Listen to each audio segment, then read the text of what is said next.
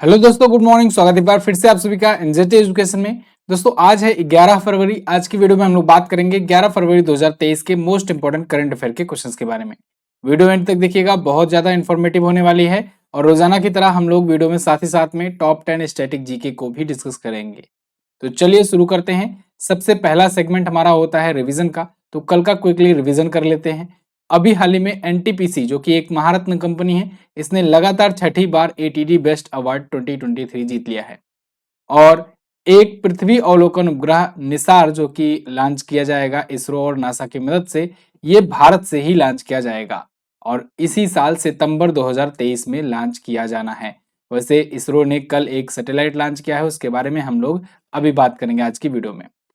तुर्की और सीरिया में भूकंप प्रभावितों की मदद के लिए भारत ने ऑपरेशन दोस्त लॉन्च किया है। बहुत ही इंपॉर्टेंट मिशन है ये। और अभी हाल ही में सलमान रुश्दी की एक नई उपन्यास, एक नई नॉवेल आई हुई है, विक्ट्री सिटी।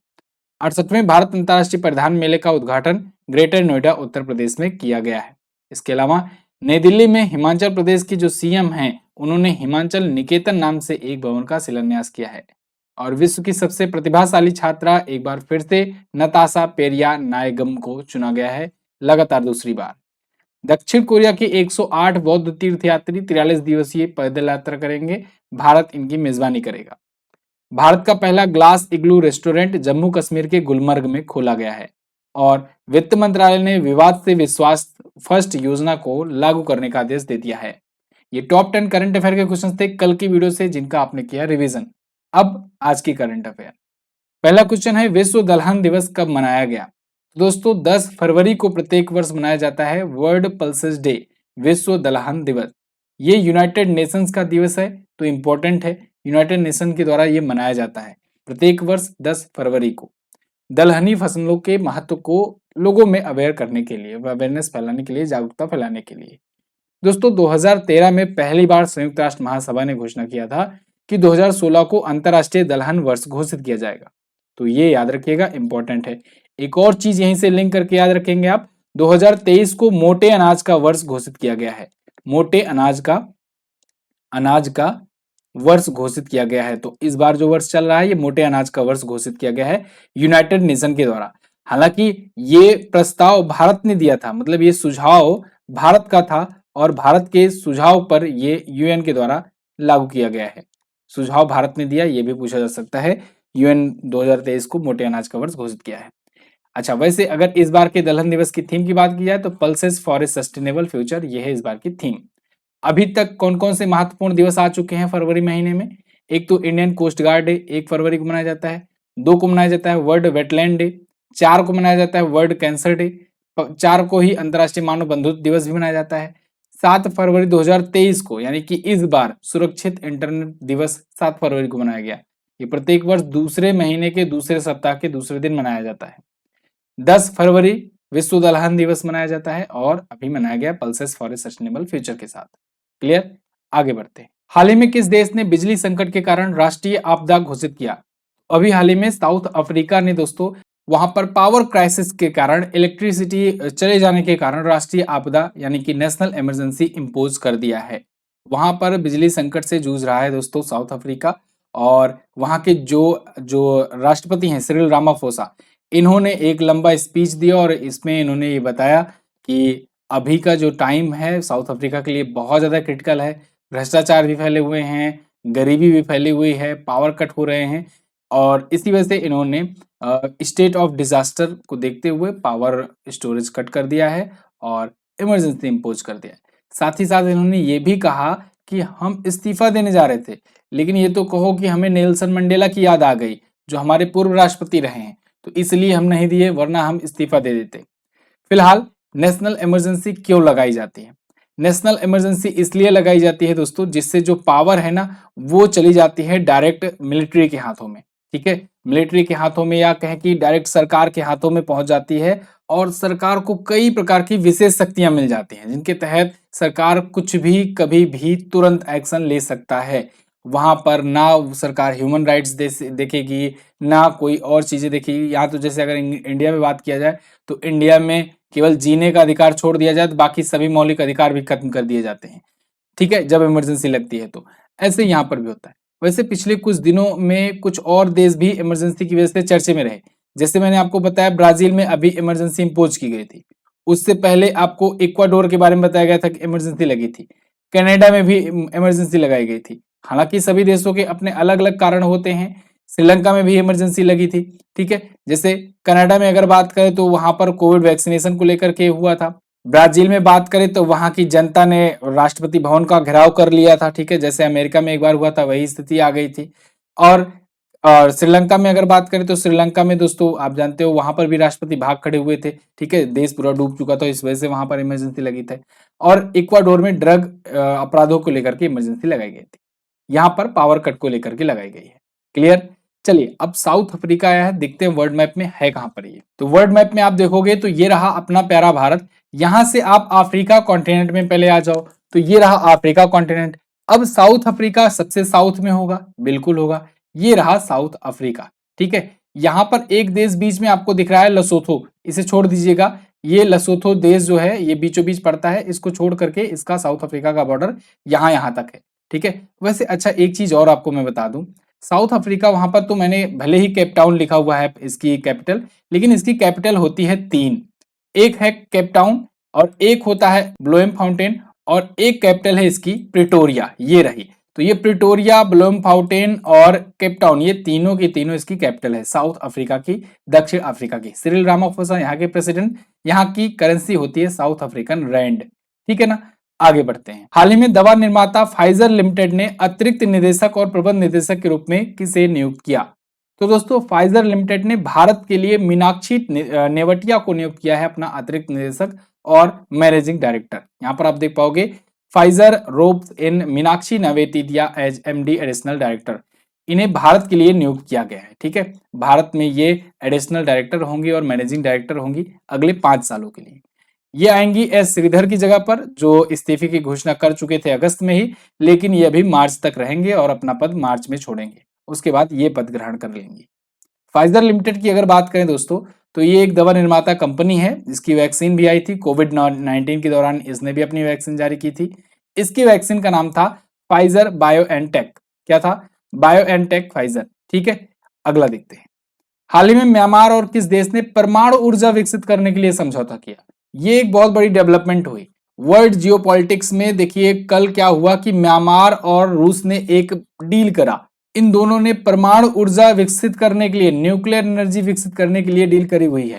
यहाँ पर देखो रसिया अपने आप को अलग थलग पा रहा है, तो ऐसे देशों को कंटैक्ट कर रहा है जो अमेरिका जिससे कभी रुष्ट हुआ था, या फिर कहें कि अमेरिका से जिसकी बनती नहीं है। अमेरिका ने किसी न किसी प्रकार के जिस पर सैंक्शंस लगाए हैं, जैसे ईरान हो गया, जैसे जैसे सीरिया देख लो, सीरिया वाला भी मुद्दा अभी उठाया था रसिया ने। जैसे आप देखोगे चाइना का रिलेशन रसिया से ठीक ही ठाक है। इसके अलावा आप देखोगे तो ये म्यांमार में क्यों? म्यांमार में आपको पता होगा आंग सान यूकी, जो कि नोबेल पीस प्राइज भी जीत चुकी थी, वो वहां की प्रेसिडेंट थी एक प्रकार से। ठीक है, मतलब राष्ट्राध्यक्ष थी। उनको हटा करके वहां की मिलिट्री ने सरकार पर कब्जा कर लिया था, और अभी वहां की मिलिट्री पर ही तानाशाही है।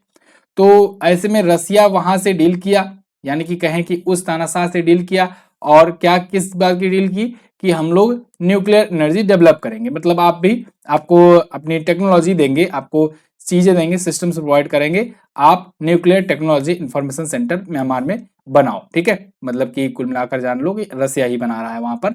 देखो अब इसको कहा तो जा रहा है एक शांतिपूर्ण उद्देश्यों के लिए, लेकिन जैसा कि आप जानते हो रसिया कितना शांत है। फिलहाल 7 फरवरी 2023 को ये डील हुआ है म्यांमार और रूस के बीच में, ऐतिहासिक डील है, ये इंपॉर्टेंट है। चलिए वर्ल्ड मैप में एक बार लुक कर लेते हैं, रसिया और म्यांमार है कहां पर। तो वर्ल्ड मैप में आप देखोगे ये रहा अपना प्यारा भारत। यहीं पर पड़ोसी देश है बर्मा। ठीक है, जिसे म्यांमार अब कहा जाता है, पहले बर्मा कहा जाता था। ये भी एक टाइम पर भारत का ही हिस्सा हुआ करता था। वैसे मैंने अभी आपको एक वीडियो दी हुई है जिसमें भारत के जितने 28 राज्यों की कहानी बताई थी, उसी में मैंने शुरुआत किया था और बताया था कि भारत से कौन कौन से देश भी अलग हुए थे। फिलहाल ये रहा। ऊपर आओगे अगर आप चाइना मंगोलिया को छोड़ते हुए, तो ये बड़ा सा देश है रसिया। और रसिया तो सभी लोग जानते हैं, रसिया यहां तक फैला हुआ है, और रसिया अब बर्मा यानी म्यांमार के साथ ये डील कर रहा है न्यूक्लियर एनर्जी पर। क्लियर, आगे बढ़ते हैं। हाल ही में जारी making the digital ecosystem disabled friendly report के अनुसार दिव्यांग जनों के लिए भारत की सबसे सुलभ ऐप कौन है? तो वो है दोस्तों व्हाट्सएप। एक रिपोर्ट आई निकल करके सामने जिसमें ये बताया गया कि भारत में सबसे ज्यादा सुलभ ऐप व्हाट्सएप है। किसके लिए? जो फिजिकल डिसेबल जो पर्सन है, जो दिव्यांग जन है, उनके लिए। मतलब जो फिजिकली डिसेबल्ड है वो सबसे ज्यादा इसी को यूज कर रहे हैं। बहुत सारे ऐप में ये सर्वे किया गया, मतलब 10 से ज्यादा ऐप को लेकर के सर्वे किया गया कि जो फिजिकली डिसेबल्ड पर्सन है वो ज्यादा क्या यूज करते हैं। तो पाया गया कि वो लोग सबसे ज्यादा व्हाट्सएप यूज करते हैं। जैसे इसमें PhonePe, Paytm, Swiggy, Zomato, Amazon, Flipkart, Telegram, Uber, Ola, इन सबको शामिल किया गया था। ठीक है, ये रिपोर्ट जारी की है दोस्तों विधि सेंटर फॉर लीगल पॉलिसी ने, और रिपोर्ट का नाम था making the digital ecosystem disabled friendly. आगे देखते हैं। व्हाट्सएप के बारे में अगर बात करें तो व्हाट्सएप की स्थापना 2009 में हुई थी। विल कैथकार्ट ने इसकी स्थापना की थी, ये सीईओ हैं। पेरेंट कंपनी इसकी फेसबुक हो चुकी है। 19 बिलियन डॉलर में 2014 में फेसबुक ने एक्वायर कर लिया था व्हाट्सएप को। फेसबुक ने इससे पहले 2012 में इंस्टाग्राम को खरीदा था। इंस्टाग्राम को खरीदा था कितने में? 1 बिलियन डॉलर में खरीदा था इंस्टाग्राम को। ठीक है, अगला। अब स्टैटिक जीके की बात करते हैं। स्टैटिक जीके सेगमेंट में हम लोग 10-10 स्टैटिक जीके पर डे पढ़ते आए हैं। ठीक है, तो आज ये 5वां सेट है इसका। तो माउंट एवरेस्ट पर 2 बार चढ़ने वाली पहली महिला पूछा गया है, संतोष यादव थी। वास्को डिगामा पहली बार भारत कब आया? 1498 में कालीकट केरल उतरा था। सिखों का प्रमुख त्योहार बैसाखी होता है, अभी ये एग्जाम में पूछा गया था, एसएससी जीडी के शायद एग्जाम में पूछा गया था। बिहू किस राज्य का प्रसिद्ध त्योहार होता है? असम का होता है। लौह पुरुष वल्लभ भाई पटेल जी को कहा जाता है, इन्हीं को सरदार की उपाधि भी मिली थी। सरदार की उपाधि बरदोली की महिलाओं ने दी थी। रेड क्रॉस दिवस किस तारीख को मनाया जाता है? तो 8 मई को मनाया जाता है। किसकी याद में? हेनरी डुनेंट की याद में। हेनरी डुनेंट की याद में। भारतीय राष्ट्रीय झंडे की या कहें कि तिरंगे की लंबाई और चौड़ाई में अनुपात कितना होता है? 3:2। सीएचएसएल एग्जाम में बहुत पूछा गया था एक बार, एक सीजन में। तो मतलब भारत और भारत के पड़ोसी देशों के सभी जितने भी देश हैं भारत के आसपास में, सभी के झंडों की अनुपात जो है उनको पूछा गया था। तो फिर से पूछा जा सकता है, तो आप लोग इसको पढ़ के जाइएगा। पेसमेकर का संबंध शरीर के किस अंग से है? हृदय से है।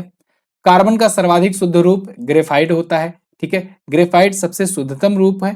ग्रेफाइट की एक और खूबी है कि ये विद्युत का सुचालक होता है। और जो इसी का अपरूप एक और है कार्बन का, हीरा। हीरा भी कार्बन का ही अपरूप है और वो विद्युत का कुचालक होता है, ये भी याद रखिएगा। किस धातु का प्रयोग मानव द्वारा सबसे पहले किया गया था? तांबे का। क्लियर, आगे बढ़ते हैं। हाल ही में इसरो ने किस नाम से अपना सबसे छोटा रॉकेट लॉन्च किया? तो इसरो ने दोस्तों कल अपनी उपलब्धि फाइनली दर्ज करा दी। इसरो ने SSLV D2 लॉन्च किया। इस SSLV D2 का मतलब हुआ small satellite launch vehicle D2। अगर आपको याद हो, अगर आप करंट अफेयर रेगुलर फॉलो करते हो, तो आपको अगस्त 2022 में मैंने आपको बताया था कि 15 अगस्त के अवसर पर भारत ने लॉन्च किया था 7 अगस्त को ही एक सैटेलाइट, 7 अगस्त 2022 को। वो क्या था?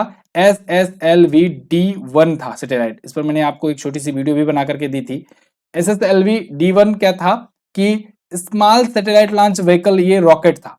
इसके तहत ये अगर उस टाइम पर सक्सेस हो जाता, उस टाइम पर ये फेल कर गया था। ठीक है, अगर उस टाइम पर सक्सेस हो जाता तो हम लोग आज से 5-6 महीना पहले ही, यानी कि अगस्त में ही इस कैपेबल हो जाते कि हम लोग बहुत ही लोअर ऑर्बिट में, बहुत ही छोटी ऑर्बिट में अगर कोई सैटेलाइट लॉन्च करना होता है उसको भी लॉन्च कर देते, और वो भी अपने बहुत ही छोटे रॉकेट से। ठीक है, लेकिन फिलहाल कोई बात नहीं, देर मिला दुरुस्त मिला। SSLV D2 मिल गया है अब इसरो के पास। अब इसरो के पास देखो कौन कौन से रॉकेट है। एक तो है GSLV, एक है PSLV, और एक अब आ गया है SSLV। अब इसको समझो, इसका अंतर क्या है। GSLV क्या है कि जियो सिंक्रोनस लॉन्च व्हीकल है।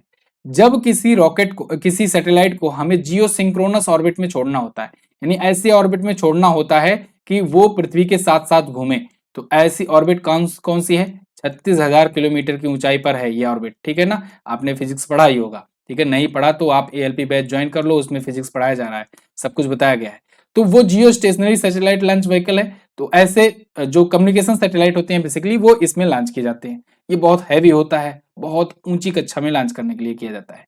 और जब पृथ्वी को पोलर सैटेलाइट में लॉन्च करना होता है, जैसे अपनी पृथ्वी ना ऐसे है धरती, ठीक है, ऐसे है धरती, तो ऐसे में क्या होता है, एक तो हम लोग इसको, पृथ्वी जब घूमती रहती है ऐसे ऐसे घूमती है, ठीक है, ऐसे ऐसे घूमती है, तो जब ऐसे ऐसे घूमने के लिए कोई सैटेलाइट छोड़ना होता है तो हम लोग GSLV से लॉन्च करते हैं। और जब हम लोग ऐसे ऐसे घूमने वाला कोई सैटेलाइट लॉन्च करना होता है ना पोलर में पृथ्वी के, तब हम लोग पीएसएलवी लॉन्च करते हैं। पीएसएलवी से रॉकेट से लॉन्च करते हैं। पीएसएलवी जो है फिलहाल के लिए समझ लो कि जब लोअर अर्थ ऑर्बिट में छोड़ना होता है, जैसे कि अर्थ ऑब्जर्वेशनल सैटेलाइट वगैरह हुआ, तब के लिए था। लेकिन दोनों ही रॉकेट को तैयार होने में काफी टाइम लग जाता था।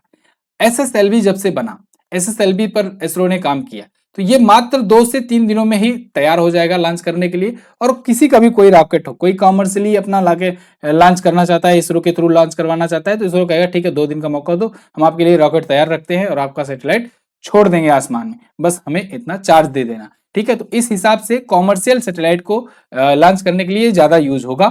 इसरो के द्वारा ये लॉन्च किया गया है। समझ में आ गया?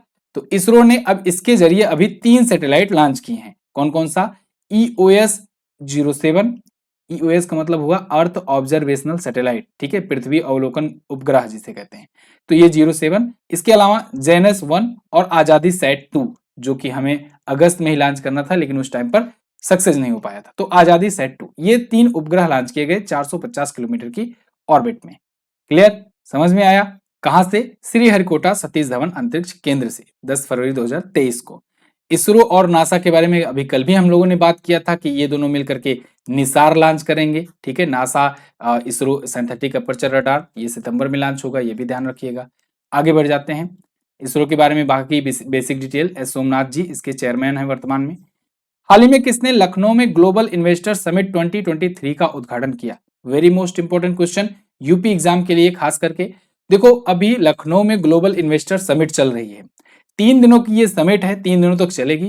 प्राइम मिनिस्टर नरेंद्र मोदी जी ने इसका उद्घाटन किया है। यूपी में मेगा इन्वेस्टमेंट हो रहा है, 27 लाख करोड़ का इन्वेस्टमेंट बताया जा रहा है ये। तो 27 लाख करोड़ का इन्वेस्टमेंट उत्तर प्रदेश में होने वाला है और ये 3 दिनों तक ग्लोबल समिट हो रही है। इसमें 40 देशों के 400 से ज्यादा इन्वेस्टर या कहे बिजनेसमैन, बिजनेस टाइकून, ये सभी आ रहे हैं, जिसमें Denmark, Netherlands, Singapore, Japan, South Korea, Italy, UAE के लुलु, ये सभी आ रहे हैं। ठीक है, लुलु जो मॉल खुला है ना, ये यूएई की ही कंपनी है। तो ये सभी के बिजनेसमैन यहाँ पर आ रहे हैं। मुकेश अंबानी जी भी पहुंचे थे, वर्तमान में जो एशिया के सबसे अमीर व्यक्ति बने हुए हैं। ठीक है, गौतम अडानी नहीं दिखाई दिए, वो नहीं आए थे। रक्षा मंत्री राजनाथ सिंह थे, योगी आदित्यनाथ जी थे, आनंदीबेन पटेल थी, ये सभी यहाँ पर शामिल थे। पीएम मोदी ने इसका उद्घाटन किया है। क्लियर है? मेगा इन्वेस्टर समिट है, ये 3 दिनों तक चल रहा है और पूरा लखनऊ मतलब खूब अच्छे से खूबसूरत तरीके से सजाया गया है। मैं तो यहीं पर हूँ। फिलहाल अगर आपको भी अगर इन्वेस्टमेंट करना है तो सबसे बेहतरीन इन्वेस्टमेंट है इस टाइम का आपका एसएससी, सीएचएसएल और एमटीएस में। मात्र 199 में आज के लिए आप लोग ये सिलेक्शन वाला बैच ले सकते हो, कूपन कोड यूज करके MJT50।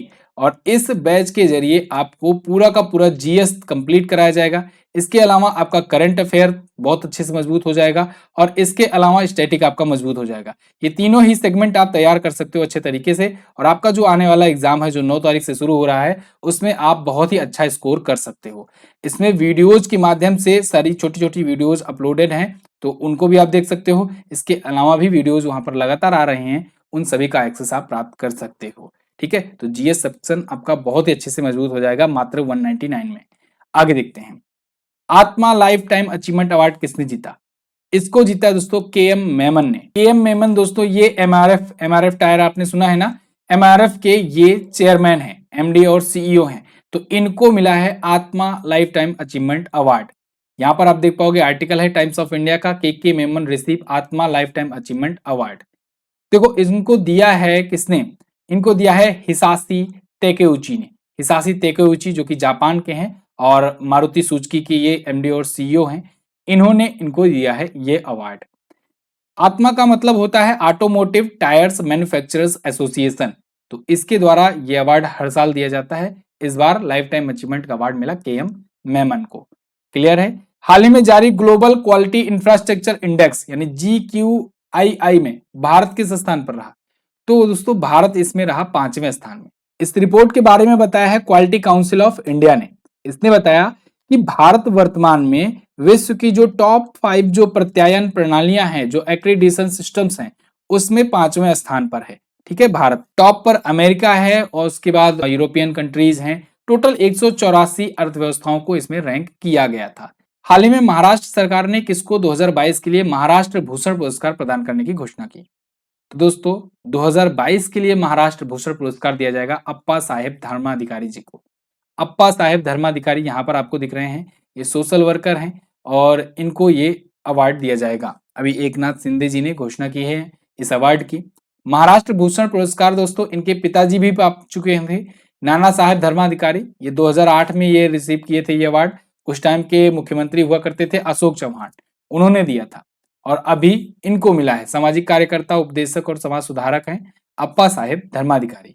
इनको पद्मश्री भी मिल चुका है, 2017 में इनको पद्मश्री से सम्मानित किया गया था। इन्हें दत्तात्रेय के नाम से भी जाना जाता है। अच्छा 2000 ये तो 22 के लिए पाए हुए हैं, 2021 के लिए अगर पूछा जाए तो किसे मिला था? आशा भोसले जी को मिला था, आशा भोसले जी को मिला था, ठीक है, 2021 के लिए। तो ये तो थे दोस्तों आज के दिन के टॉप 10 करंट अफेयर के क्वेश्चंस। आई होप आपको वीडियो इन्फॉर्मेटिव लगी होगी, पसंद आई होगी। अगर वीडियो पसंद आई है तो प्लीज एक बार लाइक करके शेयर जरूर कर देना। आप लोग शेयर नहीं करते हो, व्यूज उतने के उतने ही रह जाते हैं। आप लोग शेयर जरूर कर दिया करो वीडियो, ठीक है, जिससे और भी लोगों का भला हो सके। देखो यहाँ पर महाराष्ट्र के बारे में थोड़ा सा बात कर लेते हैं। महाराष्ट्र आप देखोगे इंडिया के मैप में यहाँ पर है। एकनाथ शिंदे शिवसेना पार्टी से यहाँ के सीएम है, गवर्नर है भगत सिंह कोश्यारी। यहाँ पर दोस्तों थाल घाट, भोर घाट, अंबा घाट आप याद रखेंगे। लावड़ी, पोवड़ा और कोली प्रमुख लोक नृत्य हैं। लोनार झील बड़ा पूछा जाता है, इसको भी आप ध्यान रखेंगे। राज्यों का गठन पर वीडियो आपको दे दी गई है और मैप के जरिए मैंने पूरा सा इतिहास वाइज पूरा कहानी आपको बताया हुआ है। आप लोग जरूर देखिएगा, यहाँ पर ऊपर कार्ड बनकर आ रहा होगा, उस पर क्लिक कीजिए, जाइए देखिए उसको, उस वीडियो को। और कल जो मैंने आपसे क्वेश्चन पूछा था कि कौन सा ग्रह पूर्व से पश्चिम की ओर चक्कर लगाता है, तो उसमें सही आंसर था शुक्र और अरुण। विश्व दुग्ध दिवस 1 जून को मनाया जाता है और 26 नवंबर को राष्ट्रीय दुग्ध दिवस मनाया जाता है। आज आपको क्या बताना है? आज आपको बताना है रसिया यूक्रेन वार के दौरान यूक्रेन में फंसे भारतीयों को वहां से निकालने के लिए भारत ने कौन सा ऑपरेशन चलाया था। इसके अलावा बाकी के भी जो ऑपरेशन है उनको भी अगर आपको याद हो तो आप बता दीजिएगा। आर्य समाज के संस्थापक कौन थे ये भी बता दीजिएगा। इस वीडियो की पीडीएफ और क्विज अगर आप फ्री में प्राप्त करना चाहते हैं तो आप जाइए एमजेटी ऐप डाउनलोड कीजिए, बिल्कुल फ्री में आपको पीडीएफ और क्विज वगैरह सब मिल जाएगी यहाँ पर, तो आप इनका फायदा उठाइए, ठीक है। इसके अलावा आपको अगर बैच लेना है तो कूपन कोड यूज कीजिएगा MZT50 और आपको मात्र 199 में आज के लिए ये मिल जाएगा कोर्स। वैसे आप RRB ALP का भी बैच ज्वाइन कर सकते हो, वो भी अभी आज के टाइम पर चल रहा है। बहुत बहुत धन्यवाद यहाँ तक वीडियो देखने के लिए। मिलेंगे अगली वीडियो में, तब तक के लिए नमस्कार, जय हिंद, वंदे मातरम।